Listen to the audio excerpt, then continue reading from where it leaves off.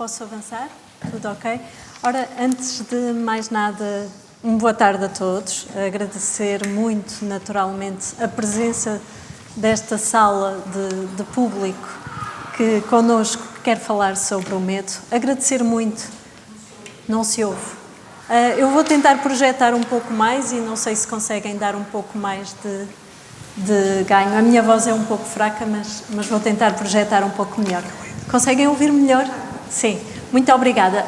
Estava-me, de facto, cumprimentar todos, agradecer muito a vossa presença nesta sala tão composta, o que é normal, tendo em conta que temos pessoas tão interessantes para conversar connosco sobre um tema tão universal como é o medo. Agradecer, antes de mais, ao Miguel Guedes, não apenas por este convite, que é uma honra participar e colaborar com o Coliseu, mas à marca tão própria que tem estado a imprimir nesta sua missão, trazendo tantas linhas novas de exploração do que é este espaço na cidade. Naturalmente que os convidados de hoje dispensam apresentações, mas cabe-me ainda assim apresentá-los, e eu vou fazê-lo com um pequeno teste que fiz relacionado com a temática do medo, que foi introduzir o nome deles e medo no Google e perceber o que aparecia em primeiro lugar em relação a esta temática. Vou excluir as notícias sobre esta sessão, que por serem notícias recentes, me apareceram, em alguns casos, em primeiro lugar na pesquisa.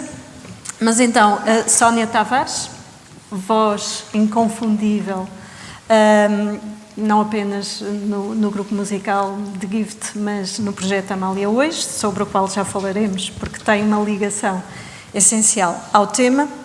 É também autora, portanto, voz a vários níveis, uma voz que se ouve, uma voz que expressa aquilo que vai dentro de si e que se dispõe hoje aqui a partilhar alguns dos seus medos. E o Google diz-nos que Sónia Tavares, medo, música... É uma canção da Amália. Inevitavelmente vamos para a canção da Amália e já falaremos um pouco sobre essa letra e se dorme de facto consigo o medo todas as noites.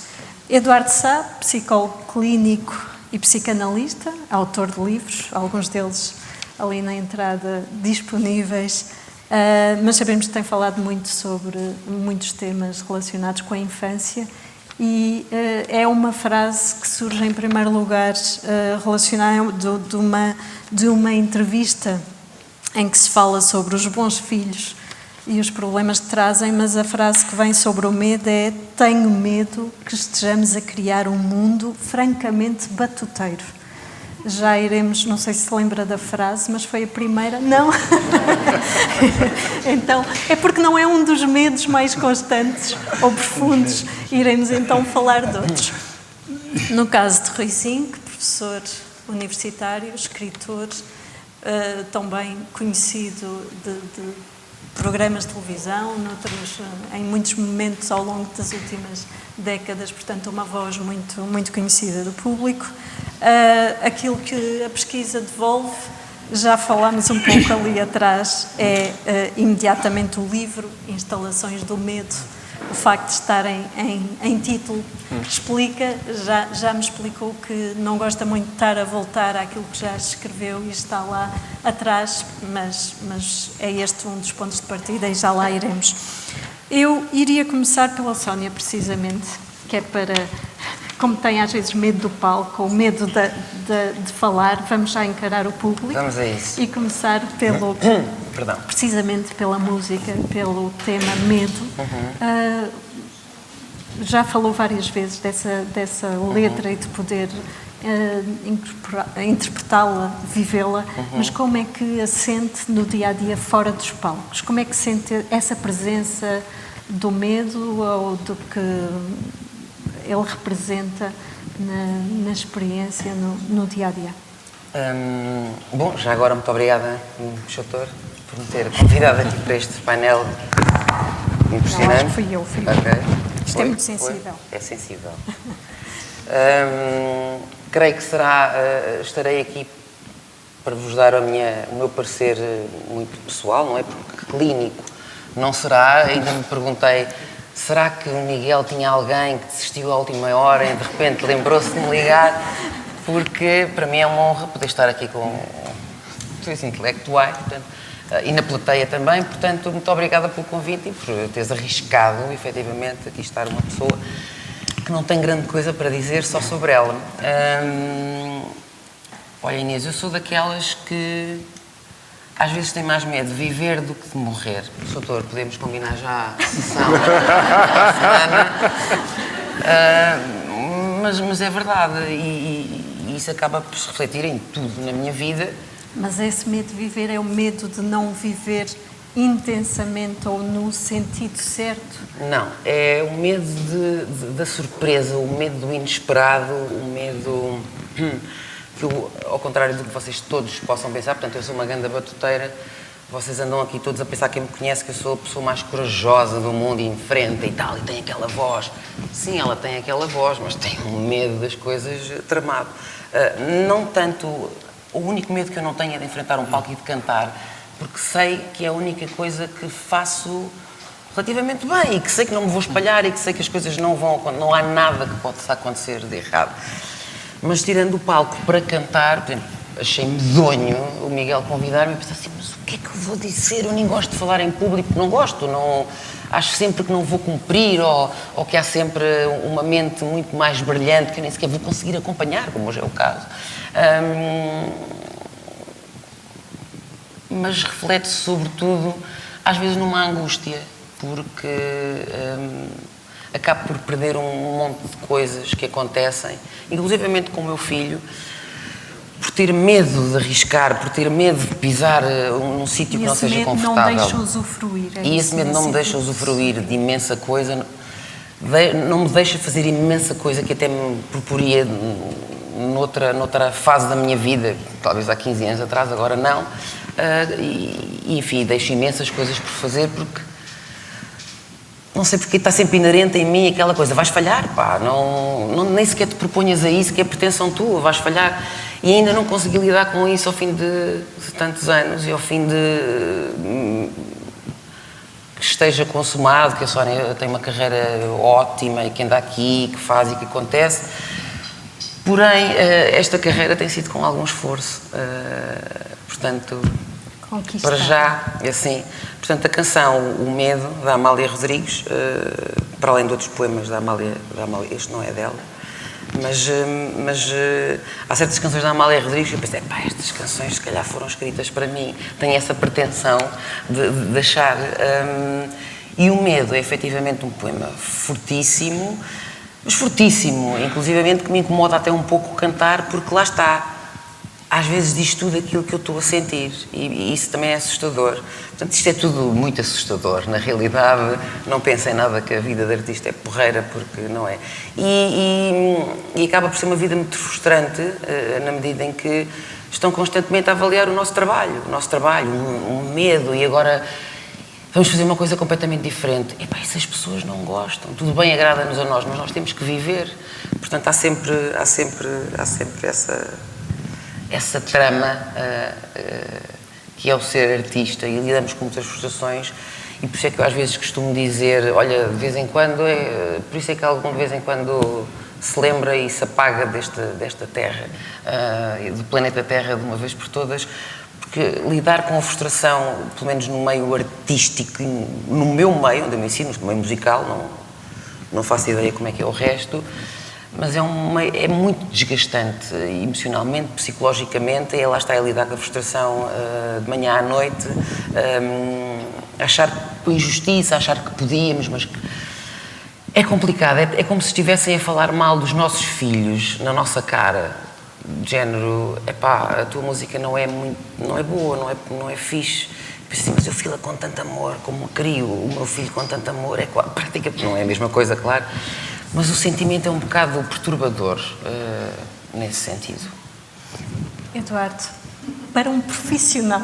Temos consulta marcada? Um profissional que tem as ferramentas para ajudar as pessoas a organizar, gerir emoções, isso ajuda nos próprios sentimentos? Ou uma coisa é ajudar os outros e outra às vezes aplicar Está a perguntar se eu tenho medo?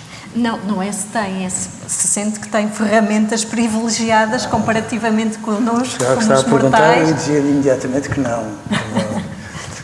Bom, eu vou já responder, se me dá licença, também vos quero cumprimentar a todos e agradecer a gentileza deste convite e o privilégio de estar convosco aqui.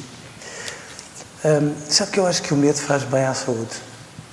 Acho que é uma coisa que faz imensamente bem. Aliás, eu acho que o medo é uma questão de sabedoria. Percebe? Ajuda a tomar decisões com mais consciência, Sim, por mas exemplo. repare, nós à medida que vamos crescendo, vamos tendo uma dimensão, uma leitura cada vez mais fina do medo. Depois, quando nós olhamos para trás, achamos que os nossos pais eram os irresponsáveis absolutos, porque na nossa adolescência nos deixaram fazer isto e aquilo, como se eles andassem distraídos, não é? Mas nós vamos aprendendo a ler o medo, e eu acho que isso é uma coisa absolutamente fundamental. Não me lembro dessa frase. Qual era a frase mesmo? A frase era: tenho medo que estejamos a criar um mundo francamente batuteiro. Sim, é depois verdade. tinha a ver, mas vinha no contexto dos bons filhos, os maus filhos, de muitas vezes termos ideias muito feitas sobre como as pessoas se devem comportar. Não me lembro minimamente dessa frase, com franqueza, mas enfim, talvez estivesse num dia bom, porque eu acho que nós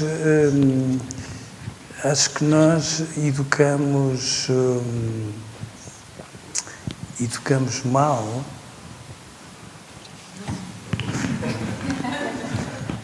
Educamos mal os nossos filhos para o medo, percebe? Eu tenho a ideia que todos os pais querem muito proteger os filhos dos sofrimentos, faz parte. E às vezes nós não nos damos conta que os nossos filhos precisam de se magoar com método, digamos assim, para aprenderem a lidar com a dor. Porque eu acho que nós estamos a criar joões sem medo, que é uma coisa que me inquieta imenso, porque depois os nossos filhos têm todavia medo. Eu depois, se me der licença, até posso, ainda bem que estão aqui poucas mães, porque até posso chamar a atenção da importância das mães na criação dos medos, que é uma delícia. E de facto nós vamos. Isso é bom que eu então tenho algumas coisas de boa mãe, que eu estou sempre a incutir medos. Não, por favor. E portanto nós... Eu estou a fazer um péssimo trabalho.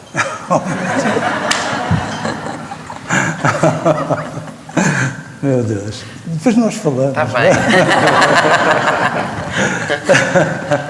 E portanto, eu acho que nós às vezes lhes criamos a ideia de que eles são de facto melhores do que são. E todavia eles são muito mais capazes do que eles e nós imaginamos. Todavia eles precisam de se magoar de vez em quando. Lidar com a frustração e com a também, falha. Percebe? E de se confrontarem com um bem precioso, que é nós percebermos que todavia não somos omnipotentes. E há um amigo meu, lembrei-me disto quando eu tinha acabado de cair, e lembrei-me de um amigo meu que um dia se virou para mim e disse-me assim: olha, sabes porque é que as crianças, um amigo meu ortopedista, sabes porque é que as crianças fazem muito menos fraturas? E eu disse, provavelmente, ao menino e ao borracho. Ele disse, não. É porque as crianças caem tantas vezes que elas aprendem a cair. Percebe? E eu acho que esta dimensão é de uma bondade fora de lugar. Agora, repare, eu compreendo que quando uma mãe tem um bebê no colo, há uma coisa lindíssima, porque se nós formos ver os esquimós, as tribos da Austrália, etc., toda a comunidade humana tem canções de embalar, o que eu acho que é de uma beleza absolutamente fora de lugar. E quando as mães cantam uma canção de embalar, elegem o papão, que é uma entidade absolutamente fascinante, porque não é uma bruxa com um nariz horrível e uma voz cavernosa, não é um fantasma. O papão não tem forma. E as mães estão permanentemente num registro binário, é um compasso lindíssimo, a cantar canções em que expulsam o papão do meio da relação para que aquela relação fique divina. E depois, as mães e os pais hoje têm vindo a fazer uma revolução tranquila que eu acho absolutamente fascinante. É que de um momento para o outro toda a gente conta histórias antes das crianças dormirem, não é? E é muito engraçado, porque depois há mães que dizem assim, depois há uma fase dos medos, não há? Eu digo, não, a vida é uma fase de medos interminável. E elas dizem, não, há uma fase de medos, e de certa forma é verdade por isto, porque depois as mães introduzem personagens, às vezes horrendas, etc., e começam a dar formas ao papão. Ou seja, o papão deixa de ser uma entidade que não tem forma, não tem rosto, e passa a ser um monstro, um grufalão, seja lá o que for, e as crianças começam a configurar os medos, que é uma coisa absolutamente fantástica para que eles fiquem mais palpáveis. Ora, nós temos esta capacidade absolutamente notável de configurarmos os medos, e depois, quando somos crescidos, temos a mania de que não precisamos de perceber o que é que os medos querem dizer. Os medos são sempre metáforas. Nunca são estúpidos, mas são um bocadinho irracionais, são precipitados de muitas experiências. E, portanto, eu acho ótimo quando as crianças, por exemplo, têm medo do monstro, que é um medo que fica lá configurado naquela personagem, quando às vezes tem, sei lá, uma tia, uma avó, mais zangadas, que são pessoas que não têm a dimensão do monstro e que às vezes são muito mais assustadoras, não é? E, portanto, nós estamos a levá-los pela mão a dizer assim, olha, o medo está aqui, que é a mesma coisa que dizer o mal está aqui, de acordo? Mas depois, à medida que nós crescemos, percebemos que o mal está em muitos sítios. E precisamos de continuar a contar histórias a nós próprios, daí os medos, para depois pormos legendas, desconstruirmos e percebermos para que é que eles funcionam. Portanto, a minha função, eu tenho um trabalho absolutamente fascinante, porque a mim pagam-me para me contarem histórias, percebe? Que é uma coisa do outro mundo. E a minha função não é dizer às pessoas, não, vai ficar tudo bem. Aliás, eu odeio essa expressão. A minha função é dizer assim, pronto, agora vamos tentar perceber o que é que estes medos querem dizer, porque se nós percebermos muito bem, e se eu ajudar a fazer a síntese perfeita, a síntese é esta, e de repente é como quem diz a uma criança, tinhas medo do papão, olha o monstro. E tudo fica mais fácil. Respondi? Sim, claro que sim. Rui, falávamos do livro, não querer voltar sempre ao livro, é um bocado inevitável nesta temática a instalação do medo, de perspectivarmos esse mundo onde se instala o medo como se instala outro programa qualquer ou outra ferramenta, mas lidar com essa temática de alguma maneira ajudou a encarar os medos, alterou, ou os medos vão mudando ao longo do tempo, ao longo da vida? Como é que é essa experiência pessoal e essa relação com... Eu não vim aqui para falar de mim, vim aqui para falar de política.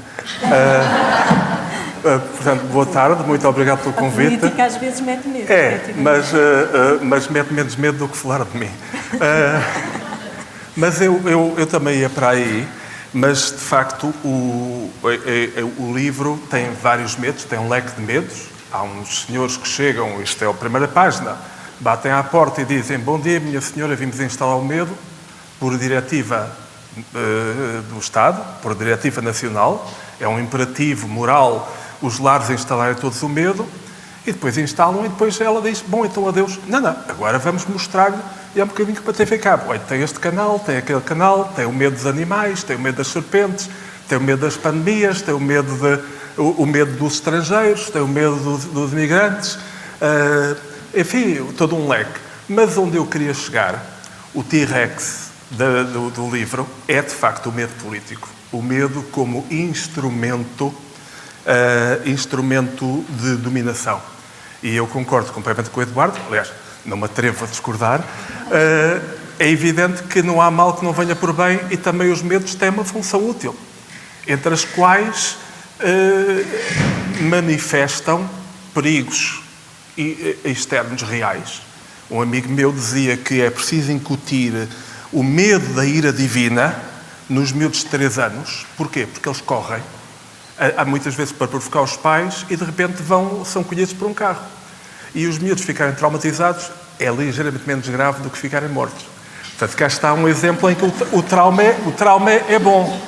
Portanto, aqui fica o meu conselho moral, espero que isto não seja a ser gravado, batam nas vossas crianças. Está a ser gravado. Não, mas deem uns tabefes naqueles pirralhos, é para o bem deles. E vai doer mais a vocês do que a eles. E isto vai ser o primeiro cancelamento da noite. Todos vamos ser cancelados, mas vamos lá chegar. Mas o medo político, eu penso sempre, para não ficar aqui a falar, a perder-me,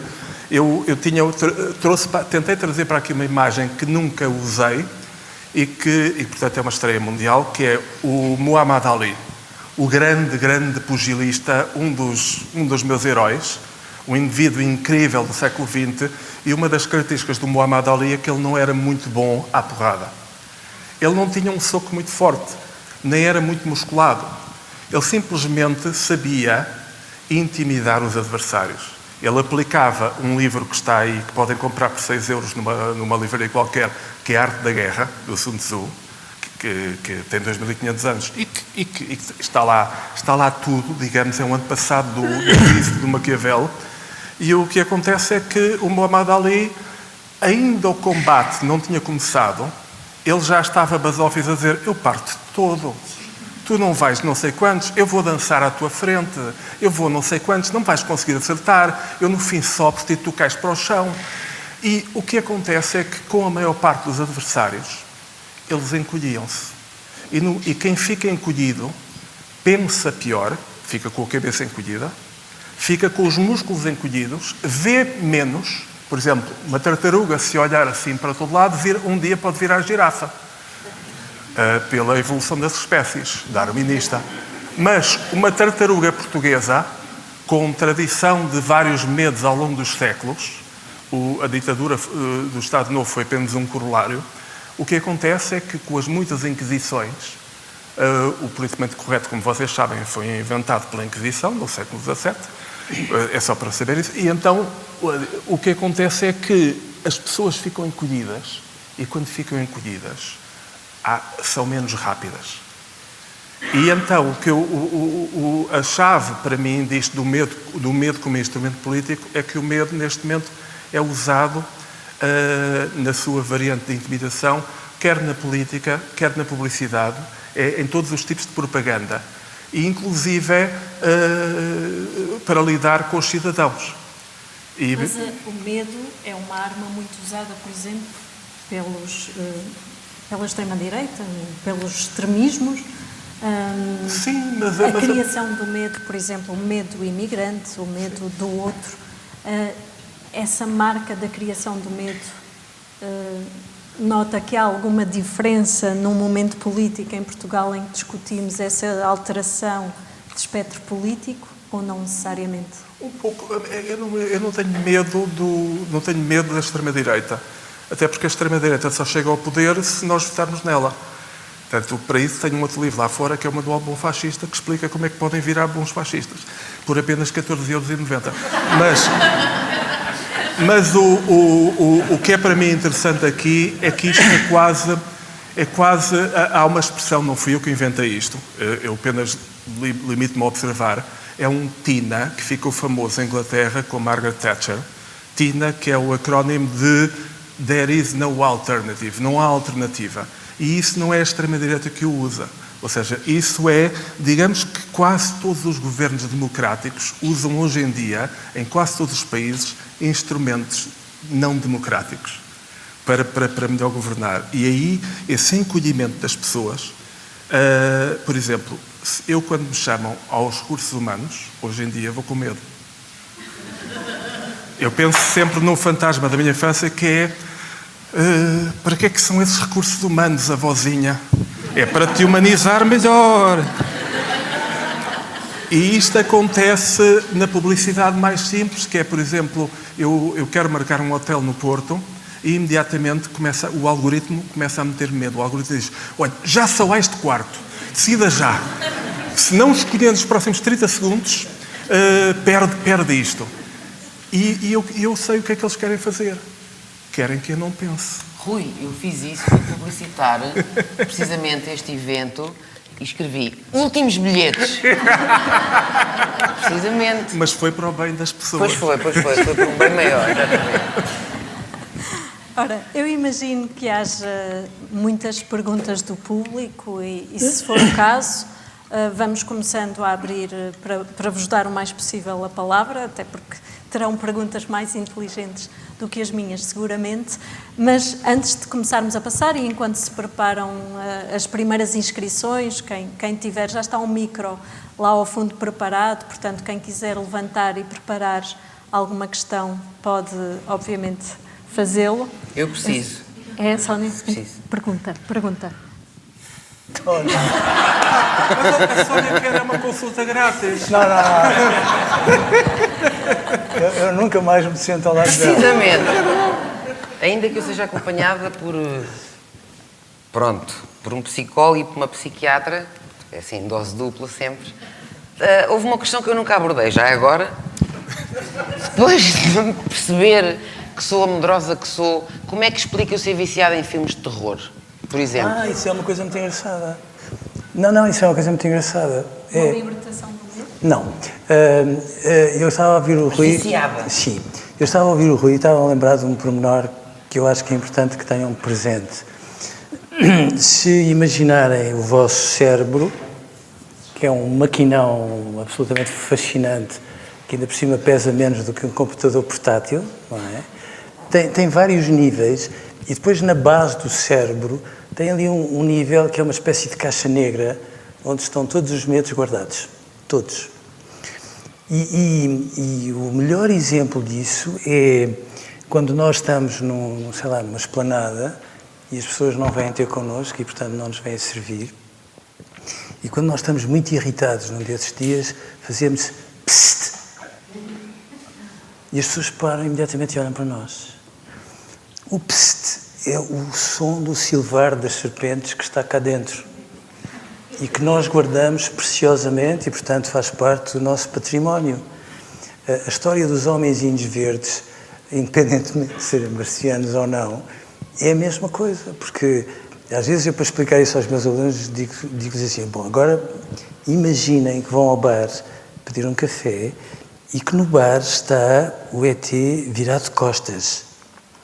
E se virem o ET virado de costas, a vossa primeira reação é fugirem. Mas se o ET virar, de repente, a cabeça, e ele tem uma cabeça muito grande em relação ao corpo e uns olhos muito grandes em relação ao rosto, portanto, tipicamente um olhar de bebê, o vosso medo é aplacado ali. Todavia, este centro nervoso funciona 24 horas por dia. Portanto, seguro de vida, equipamento de base do que há de melhor, está a ver? Menos quando nós decidimos começar a namorar com alguém e a mãe da pessoa com quem nós namoramos nos convida para jantar. E nós empatamos, e há ali um dia em que dizemos assim, não há como empatar mais. Vamos jantar, todos como deve ser, e quando estamos a tocar a campainha, somos atacados por um episódio de Parkinson e dificilmente conseguimos... Está a ver? E nessas circunstâncias, nós engolimos em seco, subimos, a mãe da nossa namorada faz um sorriso rasgado, nós rimos tanto quanto possível, com os músculos todos contraídos. Ela preparou a melhor sopa que é capaz de preparar, que é uma coisa que eu não vos recomendo quando tenham um filho ou uma filha a levar alguém com quem namoram pela primeira vez lá a casa. Depois uma pessoa pega na colher de sopa e o diabo do Parkinson dispara, percebe? E uma pessoa está quase com dificuldade de acertar a colher na boca e ela de repente começa a querer saber de nós e pergunta-nos qual foi o último filme que viu. E nós pensamos, dizemos o Rei Leão, e percebemos que, pronto, a nossa coração arrasou. Notem um pormenor que é muito engraçado. Isto acontece-nos com todos, a todos nós, a todo momento. Já vamos aos filmes de terror. O que é muito importante que tenham noção é que este equipamento de base não tem nada a ver com a racionalidade humana, é equipamento de base. É tão natural como a sede. Serve para nos proteger. Só que, quando ele dispara, e dispara como um disjuntor de um quadro elétrico, o que é que faz? Rouba o oxigênio que vai para o encéfalo e desloca-o para as massas musculares, porque dá um jeitão, quer para atacar, quer para fugir. Mas com menos oxigênio no encéfalo, todos ficamos mais burros. Todos ficamos mais burros, por isso é que muitas vezes uma pessoa está muito aflita, exatamente como o Rui estava a dizer, em todas as circunstâncias. Uma pessoa vai muito aflita para um teste, sabe aquilo de trás para a frente e se estiver muito assustado, bloqueia. Ora, da mesma maneira que as mães trazem medos às crianças, como quem diz, olha, não tenhas medo da avó Emília, ok? Há ali um monstro que é muito pior do que isso. E as crianças dizem, uau, bestial. E de repente passam para o nível seguinte. E o nível seguinte é dizerem assim, tiranossauros, tratos por tu. E de repente começam a brincar com os tiranossauros como se fossem inofensivos. E são de plástico, são inofensivos. Mas é quase como quem diz, olhem para mim a desafiar medo. Depois os adolescentes sobem para o nível seguinte. E, como se deram conta, os vossos filhos adolescentes, a determinada altura, começam a ter a mania de ver séries onde entram vampiros. Confere. Não é? Exatamente. Que ainda por cima são bonitos, não é? Sim, só que têm aquele pequeno pormenor. A imortalidade é Pronto, fantástica. e de terem uma atração particular pelo nosso pescoço. Mas eles precisam disso para irem aplacando os medos. E por isso, nível seguinte, às vezes nós usamos os filmes de terror para encenarmos os nossos medos mais fantasmáticos e para, de repente, eles ficarem mais domesticáveis. Há um amigo meu que costuma dizer assim, olha, quando nós vamos ver um filme de terror, a nossa frequência cardíaca dispara, nós escondemos, sei lá, veja o Exorcista, que é delicioso. Já viu o Exorcista 10 vezes? Aquela cena horrível, aquela voz... Mete sempre medo. Sempre. Mas quer dizer, ao fim de 10 vezes uma pessoa está a fazer épico, não é? Exorcista outra vez e olha para aquilo com certo enfado e pronto, e vê aquilo até ao fim, depois desliga o televisor e desliga a luz para ir abrir a luz do canto da sala. E nós vamos calmamente até ao canto da sala, para a procura de um interruptor, tropeçamos no puff que sempre lá esteve. E quando nós tropeçamos no puff, ficamos com uma taquicardia de género. Oh, meu Deus! Mas eu não. Espera! Pronto, espera. Estou ansiosa. Depois nós pomos a mão na parede fria e quando pomos a mão na parede fria nunca pomos ao nível do interruptor, vamos mais acima, mais abaixo, mas a parede está fria. E quando está fria no escuro nós pensamos assim, e se de repente uma mão... Não é? Há um amigo meu que diz assim, os filmes de terror são ótimos. E eu pergunto, porquê? Porque ele diz, porque depois de um filme de terror raramente ficamos a noite sozinhos. Será? O que significa que nós precisamos de encenar os medos, para de alguma forma aplacarmos os medos que temos cá dentro. Mesmo que eles nos ajudem a relaxar. Sobretudo, porque têm essa função. São um ansiolítico absolutamente fantástico. Portanto, força com os Eu seus. pensava que era só uma sociopata, afinal. Ui! Aliás, o Rui estava a dizer isso, sociopatas complicados, há alguns muito piores, que ainda por cima falam de uma forma doce e tudo. Não. Eu não. Muito obrigado. São 70 euros. Não. Mas pronto, ficamos por aqui. Sim, ficamos, prometo. Sónia, assumiu em várias entrevistas que tem sofrido uma depressão profunda. Foi difícil falar, é difícil falar do tema? Eu pergunto isto porque temos vindo a melhorar, é o que mostram pelo menos os estudos, mas às vezes a saúde mental ainda é um estigma. Sentiu em algum momento isso? Eu procuro nunca associar-me a... as pessoas que me acompanham sabem que eu sofro de fibromialgia, enfim, de depressão e eu não quero, efetivamente, estar ligada.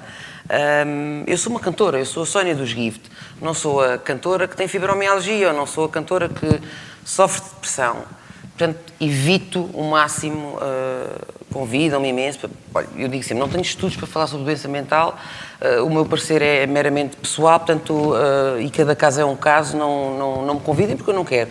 E não quero, efetivamente, estar ligada a esse tipo de... Enfim, são coisas muito marcantes e não é por aí que eu quero que me conheçam. E, portanto, até evito mesmo falar sobre o assunto. E, obviamente, não é um assunto fácil, pelo menos para mim, que gosto imenso de falar de mim e contar as minhas aventuras, porém, falar sobre saúde mental é uma coisa que ainda me transtorna um bocadinho, até porque eu ainda ando à procura de qual é que é a doença mental que eu tenho, não é? Portanto, não é? Pode ser muita coisa, ao que sei, pode ser muita coisa, porque eu acho que apresento patologias de muita coisa, portanto...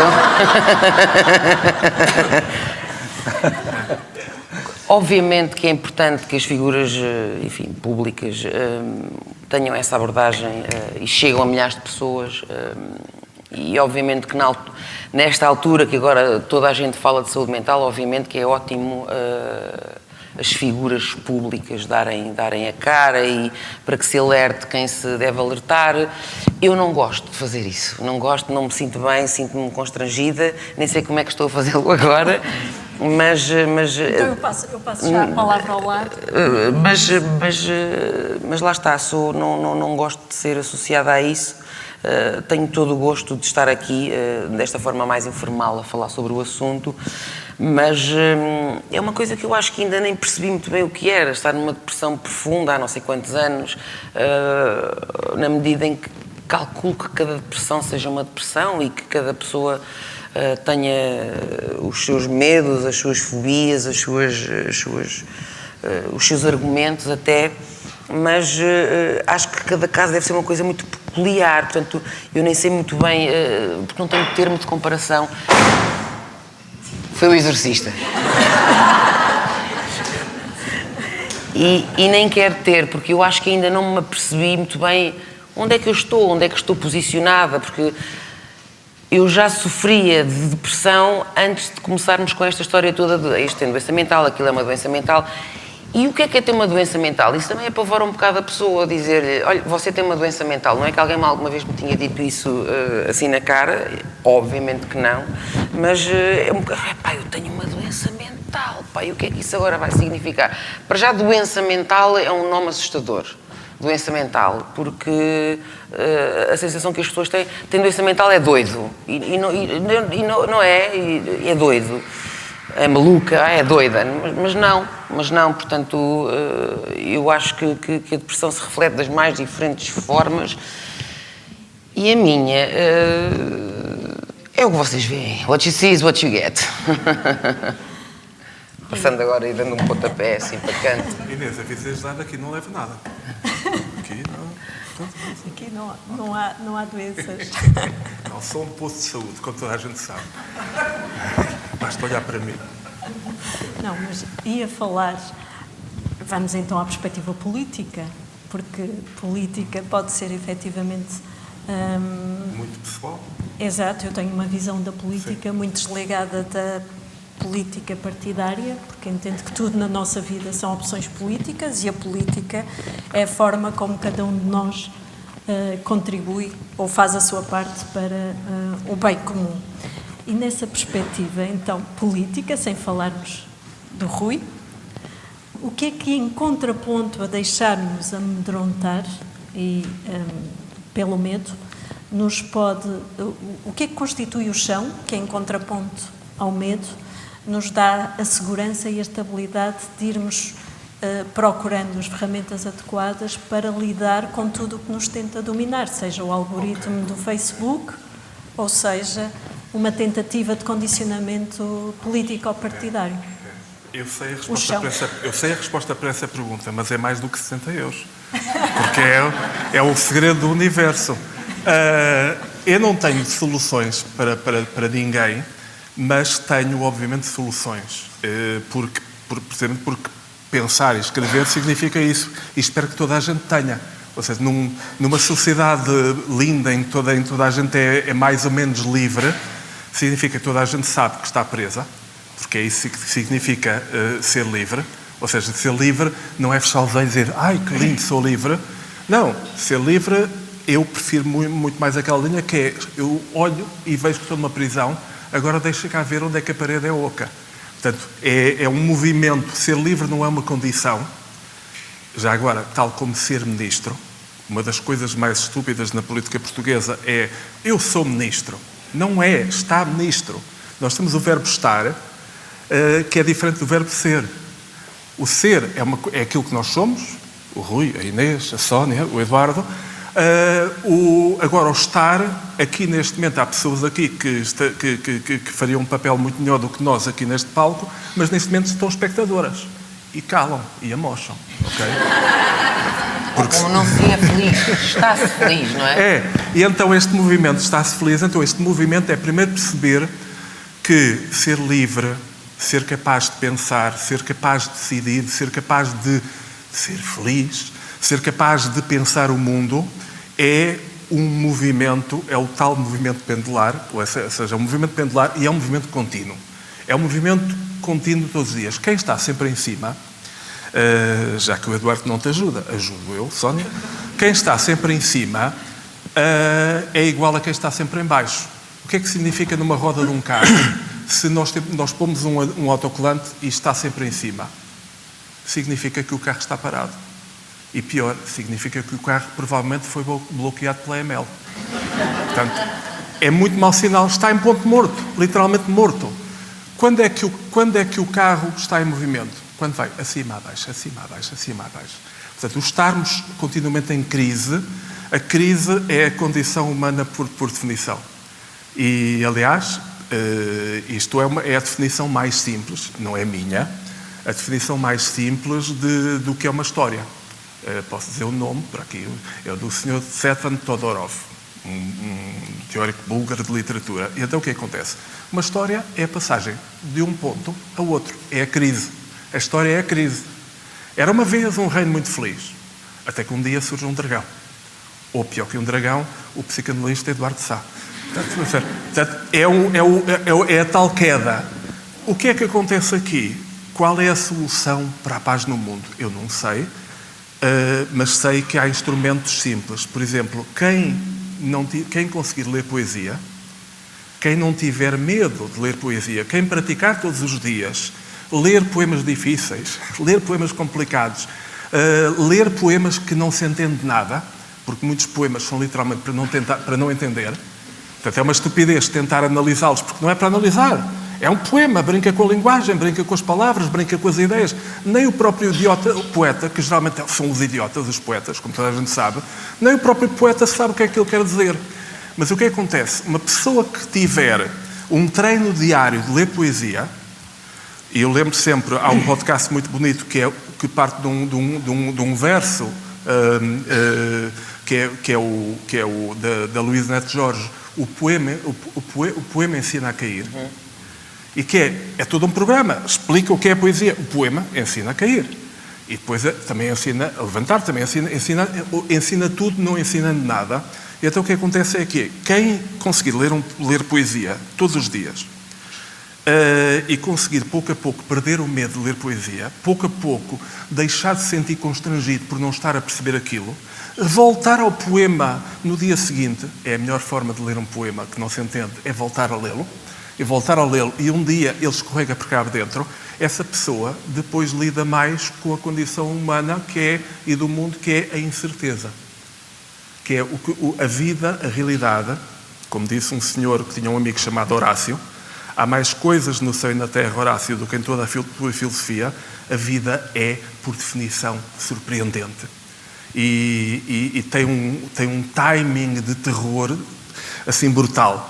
Faz as pessoas de um momento para o outro darem um trambolhão, não é, Eduardo? Faz as pessoas de um momento para o outro, muda tudo. De um momento para o outro a coisa estava ótima, de um momento para o outro tudo é frágil. Num momento uma pessoa está ótima, atravessa a rua e outra é atropelada. E nós não podemos superar isto, mas podemos aprender a negociar. Para mim a palavra-chave da condição humana é negociar. A arte de negociar as distâncias, a arte de negociar os espaços e a própria arte de negociar a depressão. Precisamente. Não, exatamente, é precisamente isso, que é um negócio constante. É isso precisamente que eu sinto, curiosamente. Lá está, acho absolutamente, até às vezes ridículo, que se fale tanto de uma forma tão errada, acho eu. Tenho que me amar todos os dias, eu tenho que acordar todos os dias e olhar para o espelho porque vou interiorizar que me vou amar. Não vou nada interiorizar que me vou amar. Eu negocio esse amor, basicamente. Uma vez que eu me amei todos os dias, fiquei com um problema entorse no braço. Exato, não há necessidade, a ideia é negociar.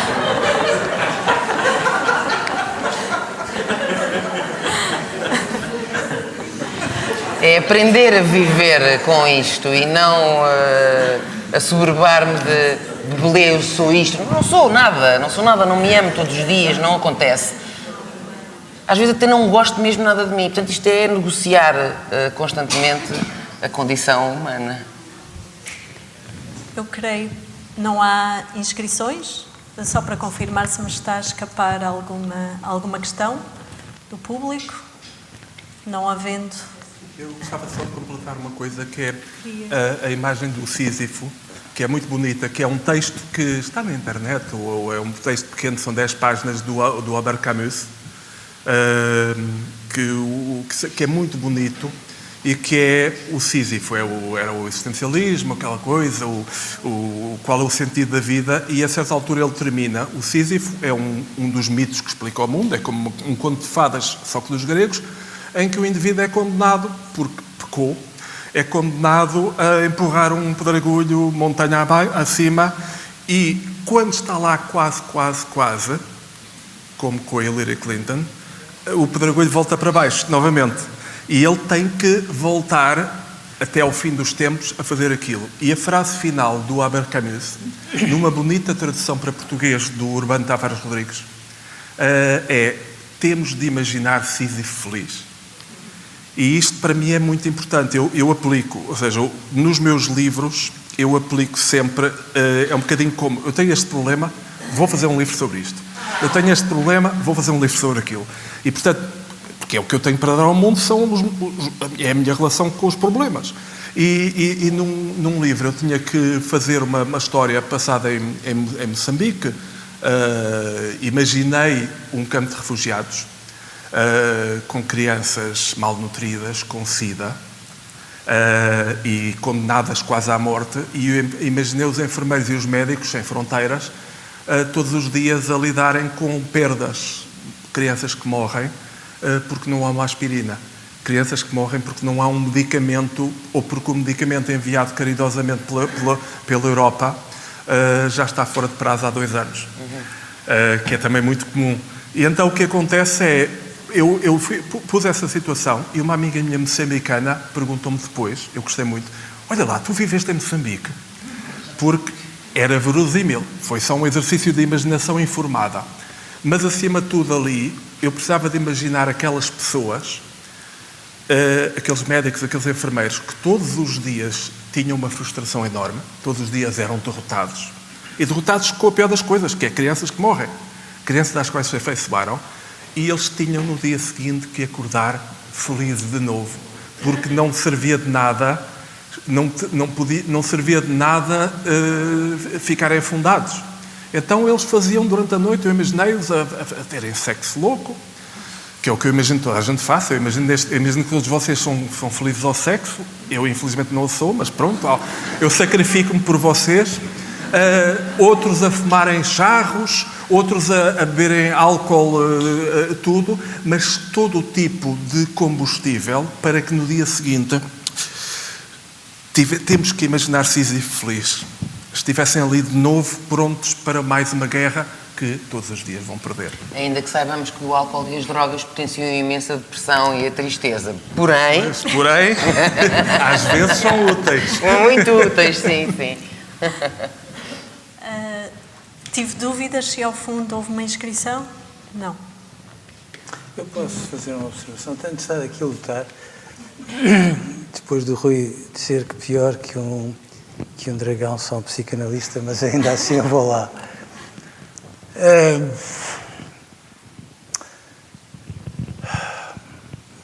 Eu acho que o discurso sobre a saúde mental é um discurso verdadeiramente hipócrita, não é? Porque eu passo a vida a escutar os governantes, as escolas, os pais a falarem de saúde mental e a ver as crianças a trabalharem das 8 da manhã às 8 da noite todos os dias, a não brincarem e outras coisas do género, como se no fundo não fosse a saúde mental que estivesse em equação.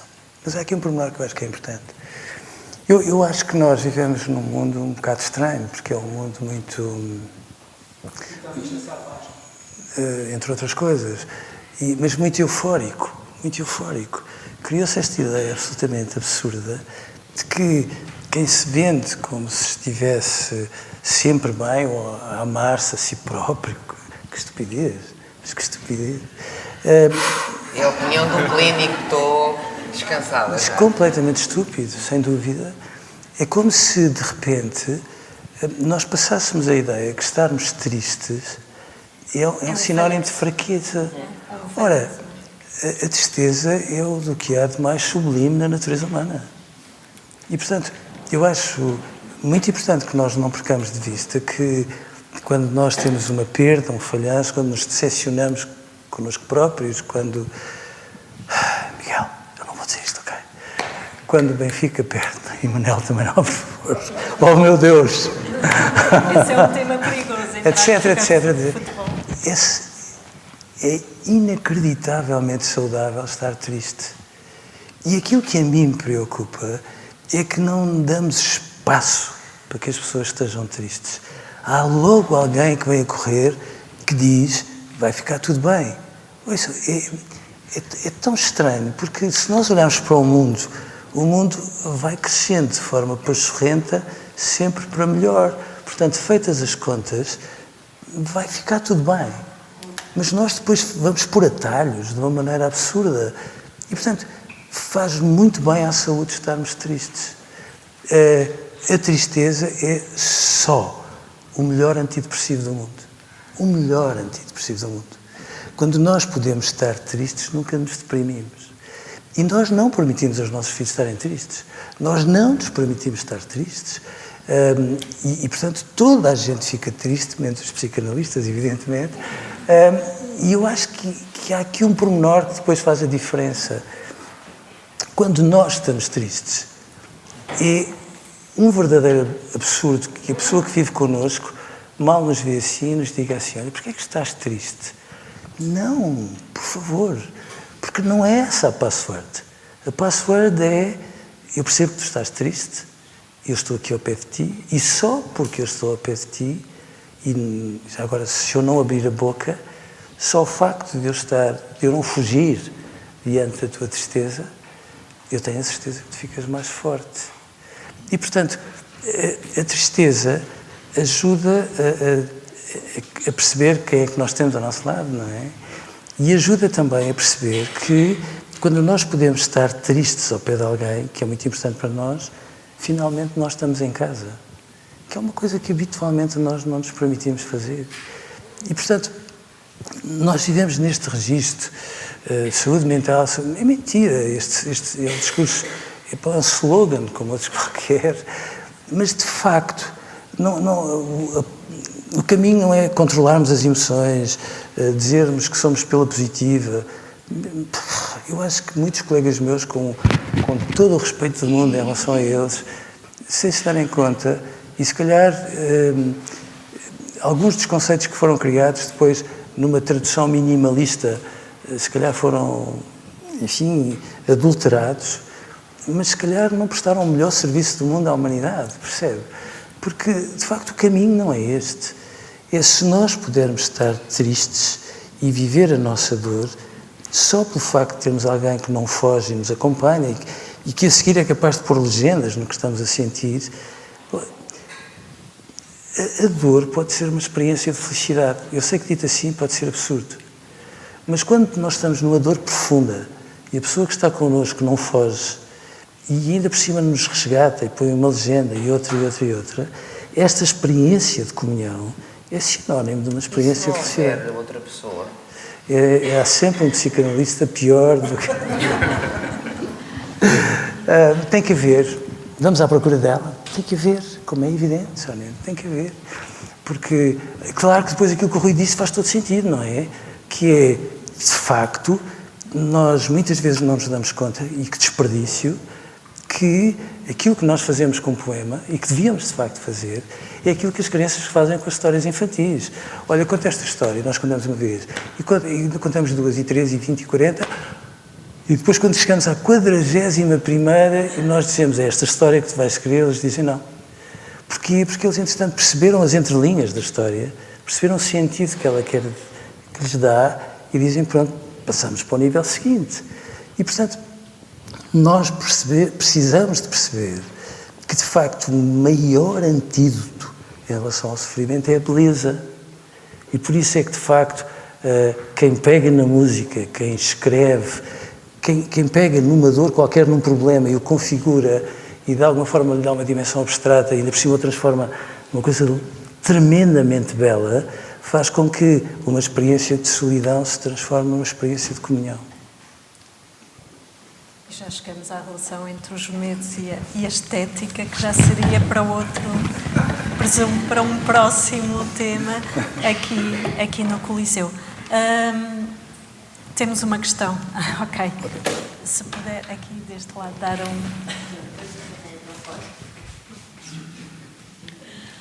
Eu, se calhar, também quero uma consulta, Sónia. E estou cheia de medo de fazer esta pergunta, mas eu queria perceber se existe e se é possível para todos, mas se calhar é mais fácil para si,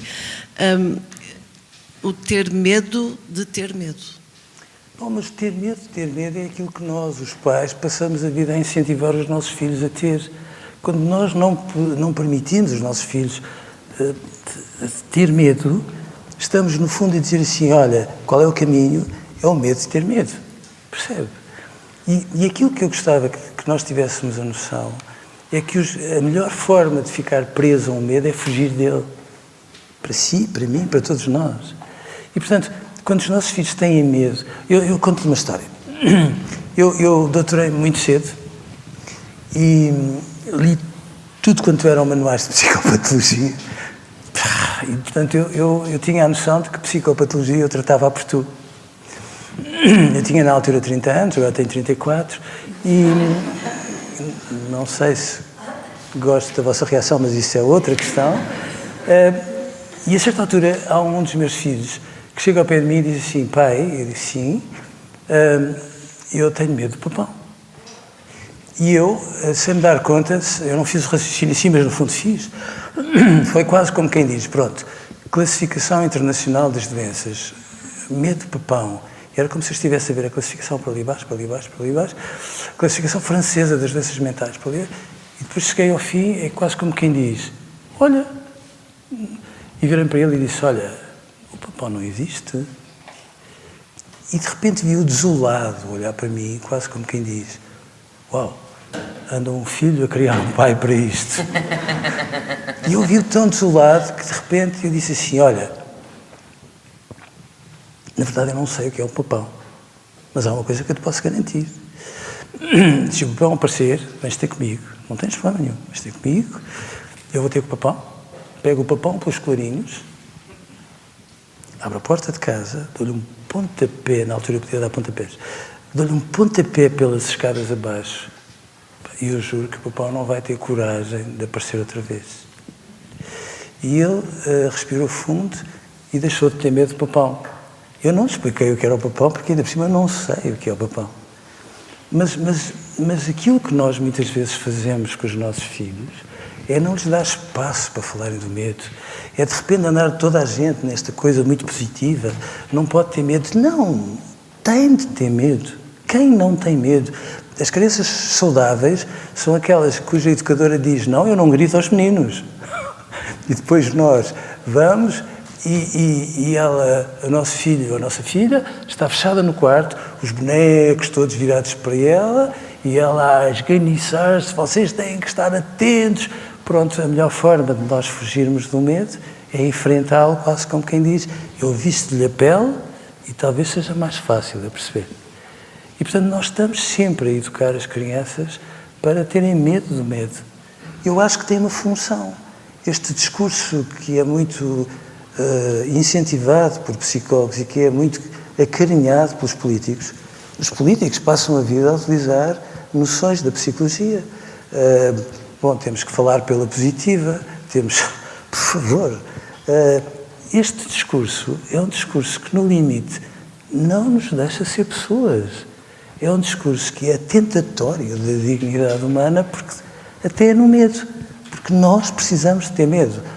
Nós temos que dizer aos nossos filhos, as pessoas saudáveis têm medo, ok? Mas eu ainda não sei muito bem de quem é que eu tenho medo. E a resposta é, não percas a esperança, vais saber no instante. Mas nós estamos sempre a incentivar no sentido contrário. E, portanto, o medo do medo, no limite, é o medo paranoide por excelência. É aquele medo que os gatos têm quando nós atamos um balão cheio ao rabo de um gato. O gato tem medo porque ele olha, quanto mais caminha, mais vê o balão atrás dele e não se dá o trabalho de se virar, esticar uma unha e arrebentar o balão. E muitas vezes, de facto, as pessoas que nos governam presumem que somos todos estúpidos, seja à esquerda, seja à direita, presumem que somos todos estúpidos, criam estes balões. A atmosfera vocês têm que ter medo de ter medo. E não. Nós, quando pensamos, somos pessoas absolutamente notáveis. Mas lá está. Quando nos dão os medos e nos impingem os medos, ficamos com menos oxigénio no cérebro, ficamos todos mais burros e depois, veja, as figuras que todos nós fazemos. Quando ficamos com medo, estamos apaixonadíssimos por alguém, chegamos ao pé daquela pessoa e pensamos qual é a coisa. Às vezes treinamos isso, olhar para o espelho. Qual é a coisa mais inteligente que eu vou ser capaz de dizer para ela cair nos meus braços? E quando lá chegamos, está a ver a falta que faz o oxigénio no cérebro, enchemos o peito de ar e dizemos-lhe: nós não nos conhecemos já do outro lado. Estragamos tudo. Ora, temos mais uma questão. Posso...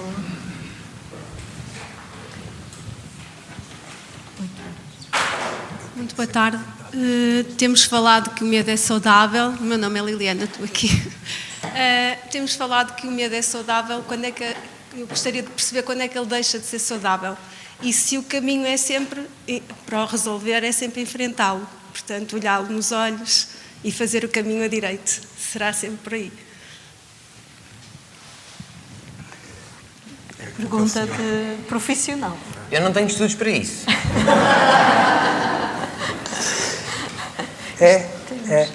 E veja uma coisa que é muito engraçada, percebe? Veja como aquelas pessoas que passam a vida a impingir-nos o medo são muitíssimo mais frágeis do que elas imaginam. Veja o mito da Medusa. Já viu? A Medusa era aquela personagem que, em vez de cabelos louros, por hipótese, tinha serpentes e, quando olhava para alguém, convertia a vida em morte. Ora, é um absurdo, se vir bem, porque alguém que tem essa capacidade, não é? Quer dizer, quando nós a olhamos nos olhos, porque é que ela precisa de nos reduzir ao inanimado, se é tão poderosa assim? Nos filmes de terror, é tão engraçado que estão a ver aquelas crianças muito pequeninas, possuídas por um demónio qualquer, que ficam assustadoras, e depois há sempre uma mãe que, a determinada altura, não se intimida e vai caminhando para a criança, e caminhando para a criança, e caminhando para a criança, e se reparar, ao chegar à altura de estar perto da criança, em vez do demónio que a parasita a atacar, ele assusta-se e foge. Está a ver? E este é o lado absolutamente fantástico da vida, que é os nossos demónios só nos limitam se nós não fizermos como uma mãe que caminha para eles. E, portanto, o caminho é, de facto, olhá-los nos olhos, depois perceber porque é que eles existem e já agora juntar as pontas para chegarmos à conclusão de que porque é que eles se configuraram desta maneira e depois percebermos quem são as pessoas que Mas nos... a primeira parte da pergunta, quando é que um medo é tão se torna patológico, bloqueador? Quando nós Como é fugimos que dele- identificamos quando ele... Não. Quando nós fugimos dele é tão simples. Qualquer medo, quando nós fugimos dele. E, portanto, e por isso que aquilo que a senhora estava a dizer faz todo sentido, percebe? Que história é essa? Desculpa. Que história é essa de depressão profunda e coisas do género? Quer dizer, querem lá ver que todos nós não ficamos estúpidos de vez em quando. E ficamos estúpidos quando, em vez de olharmos o medo nos olhos, fugimos. Todos nós fazemos isso imensas vezes, não é? E, portanto, qualquer medo que seja torna-se patológico quando nós fugimos dele. E torna-se patológico por uma razão simples. Porque depois o medo é uma espécie de mancha de óleo pequenina, não é? Primeiro nós temos medo disto e depois vai-se alargando e alargando e alargando. E de repente, quando nos damos conta, estamos a evitar ter a nossa vida habitual porque começamos a viver parasitados pelo medo. E somos muito inteligentes, todos nós. Inacreditável. Alguns eventualmente podem não parecer, sobretudo quando assumem cargos políticos, mas somos todos. E, portanto, nós vamos sendo hábeis na maneira como fazemos zigue-zagues e passamos por entre os pingos da chuva, mas os medos passam a ser doentios, se preferir, quando nós fugimos deles, seja que medo for. O medo do papão, o medo de não sermos amados, o medo da felicidade, o medo da vida. Quantas vezes o medo da vida? E é muito bonito, não é? Porque o medo da vida é simplesmente uma ânsia imensa de viver, mas que nos assusta um bocadinho, como se compreende. Mas sim, passam a ser doentios quando nós fugimos deles. Rui está a querer... Há uma frase que é atribuída ao Picasso, que é "eu não procuro o encontro". E há outra que é, não é atribuída, essa é mesmo do Beckett, que é falhar de novo, falhar melhor. Juntando as duas, de facto, são quase instrumentos, são quase utensílios para podermos lidar de forma prática com estas coisas, que é o medo de falhar leva-nos a falhar. O medo de não podermos ser amados leva-nos a conseguir realizar a profecia. E muitas vezes, quando uma pessoa está a tentar, nós estamos a tentar invocar forças que não podemos controlar. É uma das coisas mais idiotas que nós podemos fazer, é tentarmos, com o nosso poder de vontade, invocar a inspiração, invocar a descontração, aquela maravilhosa frase que se calhar a sogra, quando nós vamos lá para a futura sogra, diz, ou é sobretudo a sogra, ponha-se à vontade. Não estejas nervoso. Que é muito engraçado, que são aquelas instruções, que são aquelas instruções que têm o efeito contrário. Exatamente. Eu, com a minha mulher, eu uso uma técnica maravilhosa, que é, quando eu a quero enervar, eu digo, oh filha, tem calma. Claro, a sua e todas, aposto. Sim. Mas é aquilo que estava a Eduardo a falar, que é ter a palavra, querer dizer uma coisa inteligente, leva a que sejamos incapazes de dizer uma coisa inteligente. Ou seja, aquilo que dizemos de inteligente surge quando nós não estamos preocupados em tentar dizer uma coisa inteligente. A descontração surge quando nós nos esquecemos de tentar estar descontraídos. E neste caso, o medo, sobretudo para os homens, tem sido muito prejudicial. Os homens são as grandes vítimas, para mim, do machismo. Porque os homens vão parar ao hospital depois de levar uma sova por defender a honra da menina. Isto aconteceu na minha infância, que havia aqueles indivíduos que passavam por um bairro, iam ali de braço dado, ele e a namorada, e havia os gandulos que estavam ali, oh linda, papava toda, não sei o quê e tudo mais, e o tipo, sensato, fazia assim, fingia que não ouvia. E ela começava a dizer, não és um homem, não me defendes, já viste como me ofenderam? O rapaz ia lá, e 5 minutos depois estava a caminho do hospital. Porque eles, eram 5, mesmo que não fossem 5, podiam ser maiores, podiam ser enormes, quer dizer, mas é aquela coisa, um homem não chora, um homem não tem medo. Esta coisa terrível de termos que vestir logo aos 3 anos, deixar de chorar aos 3 anos é uma coisa horrível. E é dito aos rapazes, um homem não chora, e não sei quê, e isto é terrível, porque depois fica sempre curto. Nós não conseguimos corresponder ao modelo que nos é apresentado. E eu tive uma sorte enorme, que sou filho de pais separados. Oh, eu não queria confessar, mas já agora, Eduardo. Mas num tempo em que isso não era moda. E o que é muito engraçado é que, de facto, eu cheguei a ter mães de namoradas a dizer: o Rui é boa pessoa, mas deve ser perturbado porque é filho de pais separados. Portanto, aquela herança. O que fez muito bem para mim, na minha vida afetiva, foi quando eu percebi que não tinha que me preocupar com o falhanço, que não tinha que me preocupar em ser amado, porque, como eu dizia Picasso, eu não procuro encontro. Ou seja, eu não procuro namorada, eu não chego ao pé de uma rapariga e dizer: olha, por favor, namora comigo, de que signo é que és? Não. O que eu faço é inscrevo-me num clube de tango, não me inscrevo num clube de xadrez, porque são tudo rapazes, mas vou para lugares onde haja... Nós somos adultos, posso dizer um palavrão, onde haja um mercado da carne, onde haja um talho erótico. Porque isso, mas para mim foi uma benção não ter pais perfeitos aos quais corresponder. Pior que eles não podia fazer. E também serviu para educar os meus filhos. Pior do que os meus pais não podia fazer. Eu também penso isso. Sério. Conheceste os meus pais? Não, mas aquilo que o Rui está a dizer é muito importante. Posso? Sim. É muito importante. Eu tenho tempo, acho que o Rui é que tem que apanhar um avião. Mas... Porque eu acho que a educação dos rapazes é uma questão de saúde pública. E não percam de vista que os rapazes são tão constrangidos na expressão daquilo que sentem que às vezes se cria a ideia. Claro que sim. Está a mudar. Não, claro que não. Que se criou esta ideia de que um homem não chora, de facto, e eles são tão reprimidos que é quase como se não tivessem lágrimas com cloreto de sódio. Nas relações amorosas é quase como se eles não quisessem também ser felizes. E isto faz com que a doença mental no homem seja significativamente superior, porque as mulheres têm este grande privilégio de poderem falar, coisa que os homens muitas vezes não têm. E, portanto, eu às vezes pergunto-me assim, qual é que é a melhor forma de incentivar a saúde mental? Bom, apostem no ensino do português, por favor.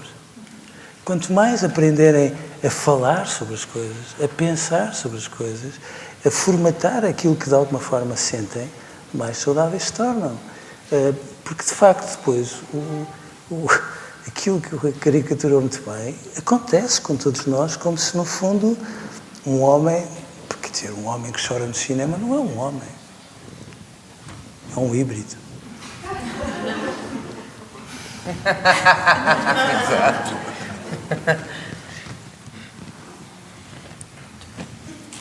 Ora bem, eu tenho um grupo de oradores que faz tudo tão bem que eu, de facto, fui bastante dispensável, foi fluindo sem passar por mim e até a conclusão emprestada é muito bem apanhada. A síntese, uma boa frase para concluirmos esta nossa conversa, que levaríamos como síntese ou como conselho para casa, se quisermos o lado mais utilitário de termos tido aqui um serviço gratuito de psicologia. Espero pela conta. A tristeza é o melhor antidepressivo do mundo e, portanto, podemos ir todos para casa sem fugir da tristeza e do mundo.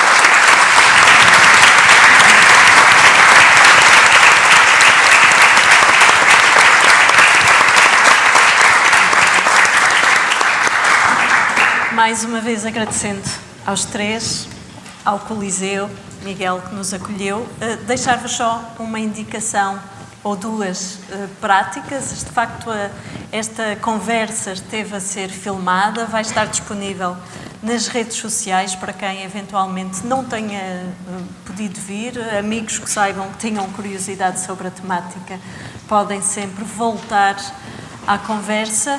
E também dizer que no próximo mês a sessão, em vez de termos um tema em sessão em sala, vai ser uma iniciativa, uma ação nas ruas, que será, entretanto, divulgada, correto, Miguel?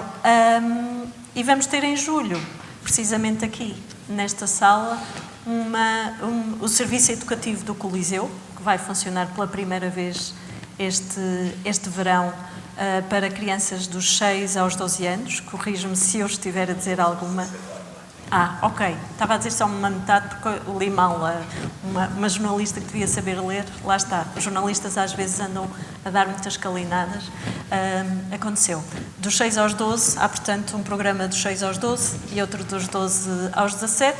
Mais informação disponível nos canais do Coliseu. Obrigada a todos mais uma vez. Muito boa tarde.